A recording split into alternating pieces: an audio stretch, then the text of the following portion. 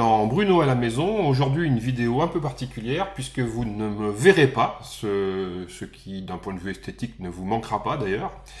Mais je vais commenter une partie que j'ai réalisée sur Board Game Arena, une partie de Lumen, avec le scénario La Grande Traversée. Donc là déjà, avant de commencer à suivre cette partie, petite présentation de l'interface. Ici, nous avons le terrain de jeu qui a été mis en place directement par BGA en respectant le scénario. Ici, là, vous avez trois icônes qui permettent en fait de voir l'écran de façon un peu différente. Avec cette vue-là, on voit l'affiche des deux joueurs. Moi, je suis le joueur bleu à gauche. Mon adversaire sera le peuple du jour sur la droite. Et on voit que le terrain, là, est un peu petit. Mais si on a envie de zoomer, on peut choisir cette vue-là. Donc là où on voit le terrain de façon beaucoup plus détaillée. Et si on a envie d'avoir encore plus de détails, on peut encore zoomer de cette façon-là. Je vais commencer avec cette vue générale et je vais expliquer déjà les spécificités de ce scénario. Si on met la flèche ici, on explique d'ailleurs que ce scénario consiste à réussir à s'infiltrer chez l'adversaire pour lui dérober ses plans secrets. C'est un bon moyen de s'assurer de la victoire. Si l'un de vos combattants réussit cette mission difficile, alors il va gagner 3 jetons objectifs.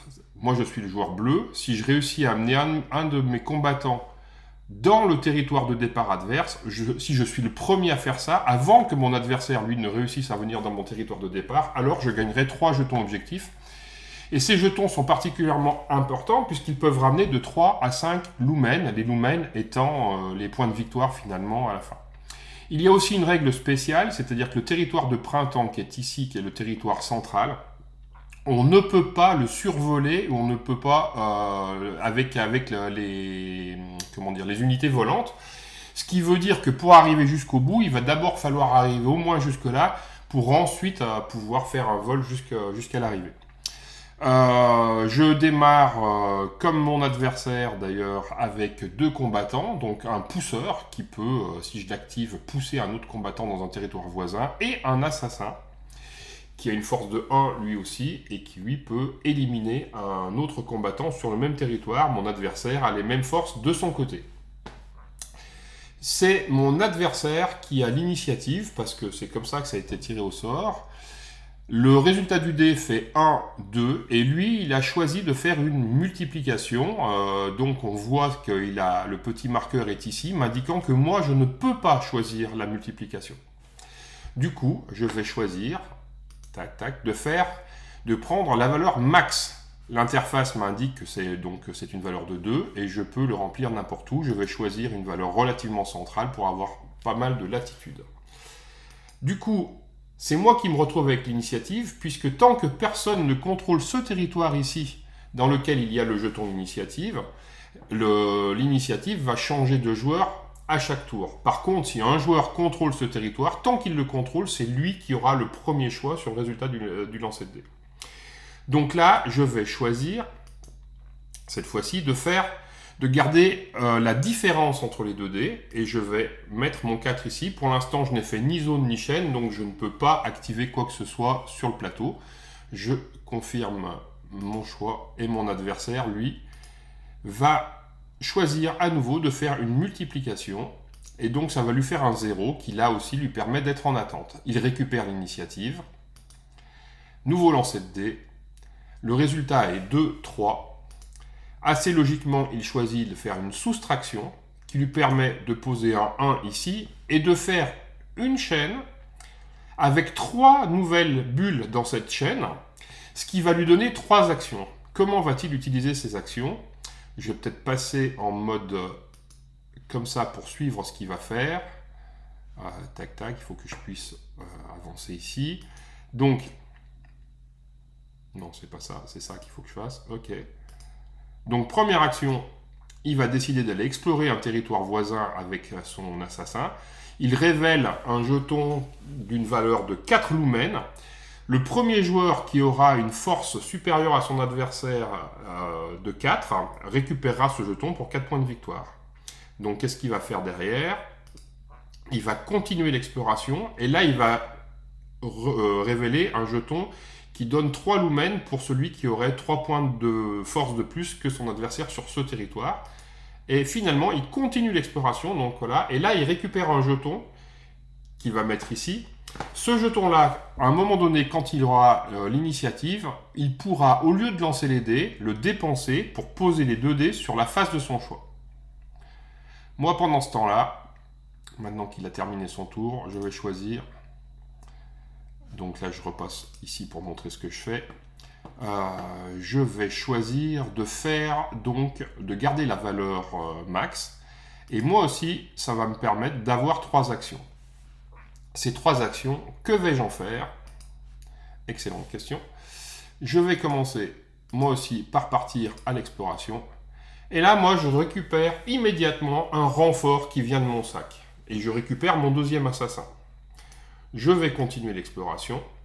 Et là, je récupère un jeton qui va me donner la possibilité, lorsque je le dépense, d'avoir une action supplémentaire. Ça s'appelle le coup fourré. Je fais ma 3e action parce que j'avais 3 bulles dans ma nouvelle chaîne. Et je continue, voilà. Et là, je récupère à nouveau un renfort à cet endroit-là. Et là, je récupère un baveux. Le baveux, il a une force de 3, c'est assez cool. On ne peut pas l'assassiner. Par contre, il ne peut pas se déplacer. Donc, lui, il risque d'être coincé là pendant un moment. Et je vais décider d'utiliser mon coup fourré directement pour continuer mon exploration. Et là, je découvre un jeton qui a une valeur de 4. Pourquoi est-ce que je suis allé là? Parce que là, on voit qu'il y a un jeton objectif, là, le jeton A, qui est planqué ici. Et pour l'obtenir, il faut être majoritaire sur ces 2 territoires-là. Et je me dis que ça peut être intéressant de récupérer des points à ce niveau-là. Donc voilà. Mon adversaire a l'initiative, normalement, si je ne m'abuse. Et... Ou c'est moi qui l'ai, je ne sais plus. Non, c'est moi qui ai l'initiative. Voilà. Donc là, je choisis une valeur mine pour faire un 2. L'avantage de faire un 2, c'est que ça me permet de faire une zone. Et cette zone va me donner, puisque j'ai 2 nouvelles bulles dans cette zone-là, va me permettre de récupérer, de faire arriver 2 unités sur le terrain à des endroits où je suis déjà présent. Et là, je vais choisir d'amener... c'est où? Voilà, un premier combattant ici. Donc là, j'ai une force de 3.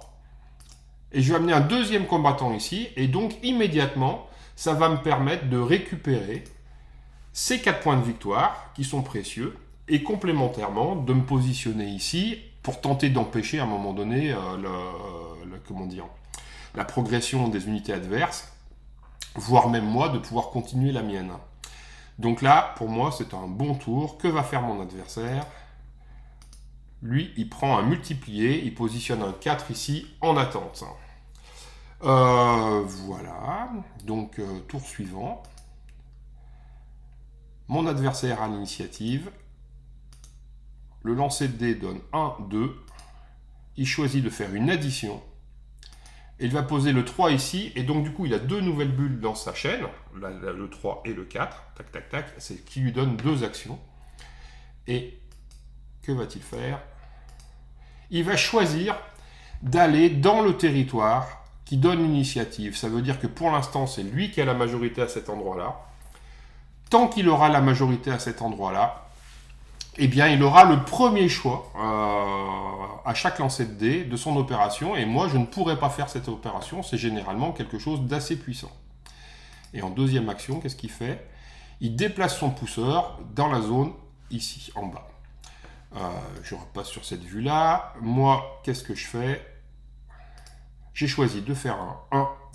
Et du coup, je vais choisir de le lier au 2 qui est ici pour avoir 2 actions. Ces 2 actions-là, je vais les dépenser de la façon suivante.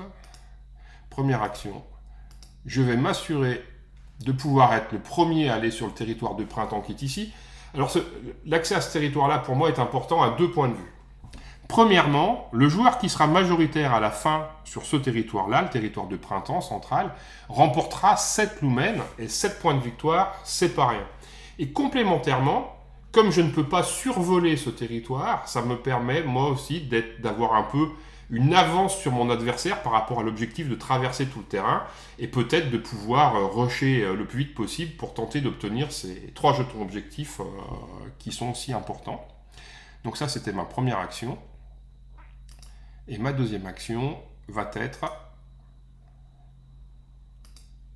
eh bien, d'aller prendre possession du terrain qui est ici, ce qui me donne immédiatement le jeton objectif. Alors, voilà, je repasse, excusez-moi pour ce mouvement de caméra. Je repasse ici. Donc là, j'ai récupéré 3 points de victoire. Mon adversaire ne sait pas qu'il s'agit de 3 points de victoire. Et ce que j'ai oublié d'expliquer aussi, c'est que quand j'ai découvert le jeton qui était ici, le jeton découverte ici, ça m'a permis d'aller gribouiller une case chez mon adversaire. Et ça, c'est cool, parce que ça, c'est une case qui ne va plus pouvoir remplir. Donc j'ai choisi celle-ci parce que je pense que c'est là où ça peut le plus l'embêter pour la suite.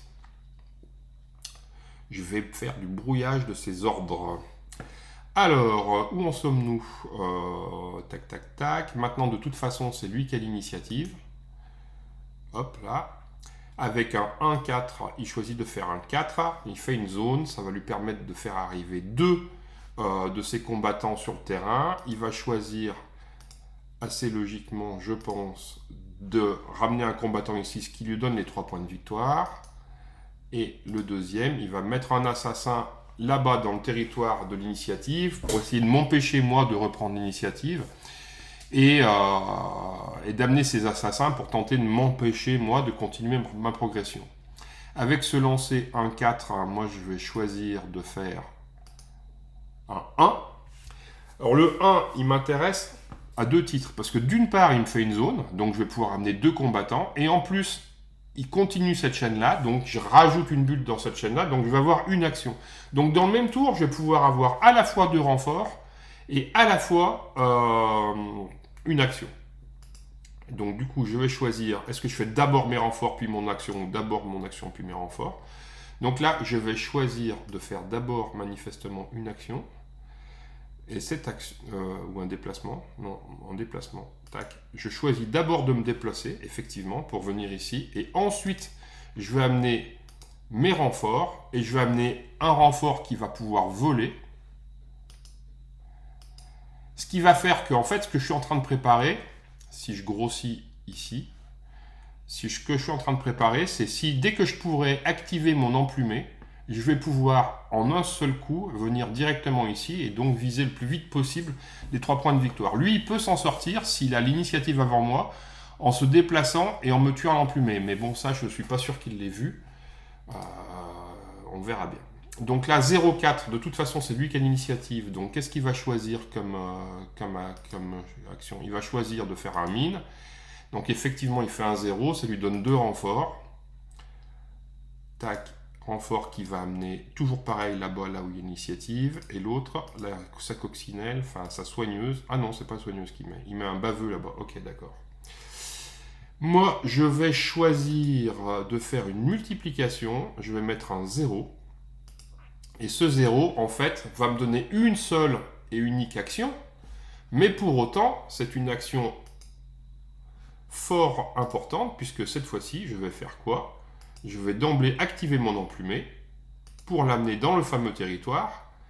Et là, on voit que immédiatement, j'ai récupéré les 3 jetons objectifs qui me donnent en un seul coup 5, 6, 7, 8, 9, 10, 11 points de victoire. Donc ça valait vraiment le coup de pouvoir faire tout ça en abandonnant l'initiative dont je risque de souffrir pendant un moment dans cette partie. Mais au moins, j'ai déjà ça. Alors, où en sommes-nous? Non, on en est là. Donc là, 0,5, qu'est-ce qu'il va faire? Il choisit de faire un plus, un 5, voilà, qui va lui donner... Ah bah là, il choisit de faire une action seulement. Bon, moi, je l'aurais plutôt lié au 4 qui est ici, ce qui lui aurait donné 2 actions, mais bon, après, c'est son choix. Tac, qu'est-ce qu'il fait comme action?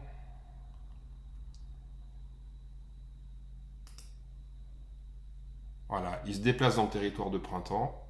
Très bien. Donc là, il vise au moins de faire les 7 points à cet endroit-là. Moi, je refais un 0.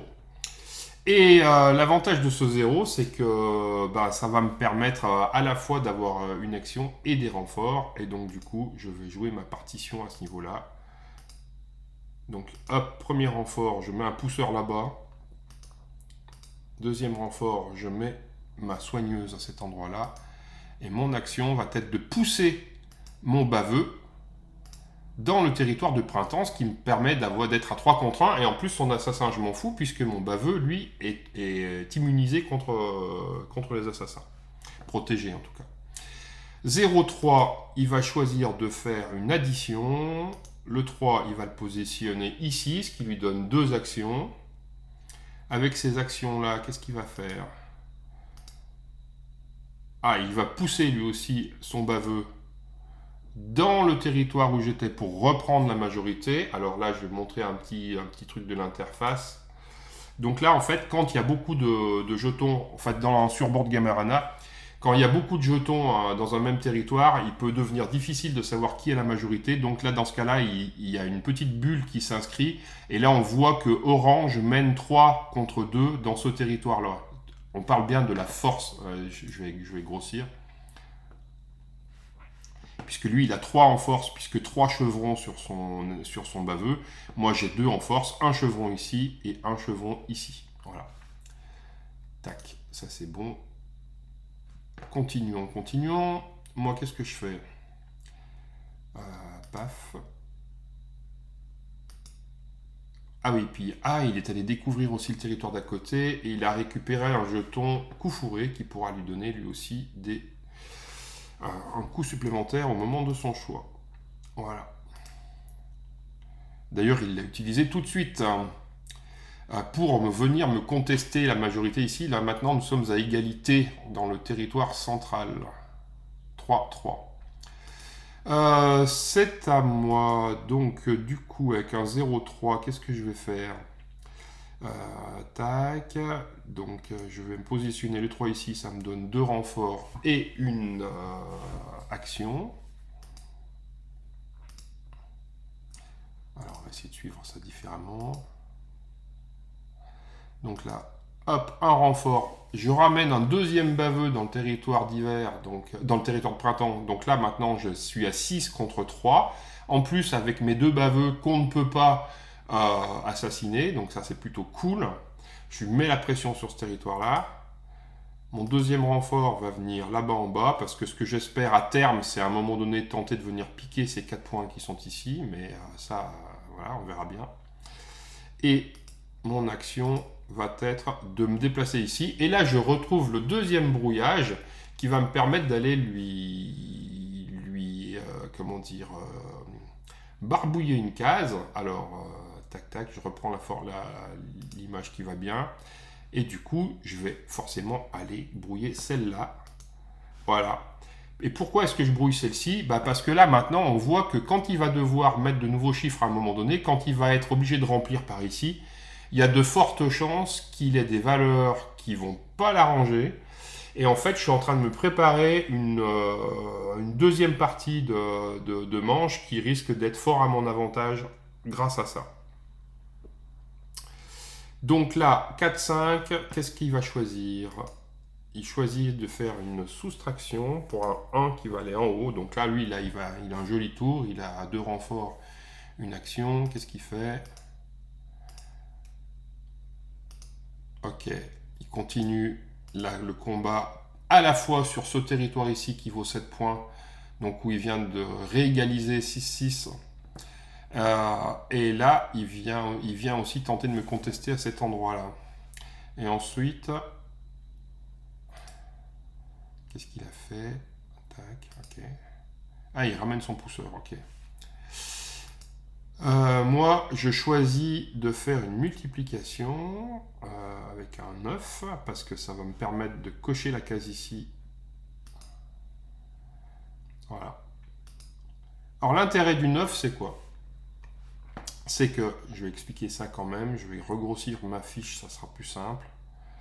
L'intérêt du 9, c'est qu'à chaque fois, enfin l'intérêt des gros chiffres, c'est qu'à chaque fois que je fais un chiffre supérieur à 7, je vais cocher, enfin à 7 ou plus, je vais cocher une case ici, et à chaque fois que j'ai rempli toutes les cases qui sont en dessous d'un emplacement, je vais récupérer un jeton dans le sac gris, qui sont soit des mercenaires, soit des jetons objectifs, soit même des actions spéciales. Donc là, moi, comme j'avais déjà obtenu un 7+, grâce à un jeton découverte, avec mon 9, ça me permet au moins d'obtenir ce mercenaire-là, l'enraciner, Donc qui est important parce que non seulement il a une force de 2, mais en plus éventuellement si je l'active, il peut permettre l'interdiction d'accès à ce territoire-là par mes adversaires. Donc ça aussi c'est plutôt cool. Donc qu'est-ce qui se passe à ce niveau-là? Donc le 9, j'ai fait ça. Et puis c'est tout, voilà. Ok. Donc là, 4, 5. Il met un 4 ici. Ok. Il amène un combattant. Et voilà, et là, donc là, il a repris la majorité. Je grossis. Il a repris la majorité 8 à 6 dans le territoire central. Ok. Alors, moi, qu'est-ce que je fais avec ça? Eh bien, je pense que je vais refaire un 9, hein, n'est-ce pas? Parce que ça me permet de continuer à cocher ici donc pour avoir de nouveaux avantages. Et si je réussissais à arriver jusque-là, ça me permet de donner des jetons objectifs, donc ça fait des points de victoire. Mais surtout, ça me fait une zone. Donc à mon tour, je peux tenter de contester cette fameuse majorité à cet endroit-là. Alors là, j'aurais pu ramener ma soigneuse dans ce territoire-là, mais je vais l'amener ici. Parce que j'ai bien envie aussi de réactiver mon pousseur à un moment donné. Ne sait-on jamais, ça peut servir. Donc là, mon camarade a relais 3, 5. Il va choisir un max pour mettre un 5 quelque part. Là-haut, forcément, ce qui lui donne 2 actions. Et là, qu'est-ce qu'il va faire? Je pense que ça va être plus facile à suivre comme ça. Il active son assassin pour me dégager immédiatement mon enraciné que je venais de ramener sur le terrain. Ça, c'est moche. C'est pas gentil, mais bon, tant pis. Et donc là, il remène 8 à 6. Et ensuite, qu'est-ce qu'il fait? Donc là, moi, j'ai choisi de mettre un 8, qui me donne 2 actions, donc ça, c'est cool. Hop. Première action. Alors, comme j'ai rempli, ouais, ça c'est important, comme j'ai rempli, donc grâce à mon 8, la deuxième coche ici, je récupère un jeton dans le sac gris, et ça c'est une mission découverte. Et là, cette mission elle est cool pour moi, parce que ça veut dire que si j'ai 2 jetons de ce type-là, je vais avoir un jeton objectif complémentaire, plus un jeton objectif supplémentaire pour chaque élément en plus. Donc moi, continuer à tenter de récupérer ce type d'avantage, pour moi, est d'autant plus important parce que non seulement je prends ça, mais en plus, ça me donne un jeton objectif complémentaire. Donc ça, c'est plutôt cool. Tac. Donc là, moi, grâce à mon action, j'amène mon assassin aussi dans le territoire de printemps et je l'active pour dégager un de ces trucs. Et là, maintenant, je reprends l'avantage 7 à 6. Donc là, on assiste à une grosse bataille pour le territoire de printemps et c'est 7 points. Donc là, on a un 2-3, mon adversaire a toujours l'initiative, donc moi je subis ses choix en fait, puisqu'il me limite systématiquement, mais pour autant, au niveau de ma fiche, on voit que j'ai plus de latitude que lui, puisque moi je l'ai bien enfermé là, pour lui maintenant ça va commencer à devenir difficile. Donc, tac, il choisit forcément le mine pour pouvoir mettre son 2 là-bas, et là les prochains coups pour lui, ça va être compliqué. Donc, du coup, il a 2 renforts.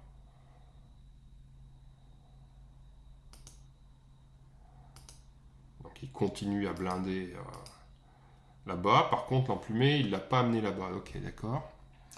Et moi, qu'est-ce que je fais avec ça? Je vais faire un 5 qui me donne une action.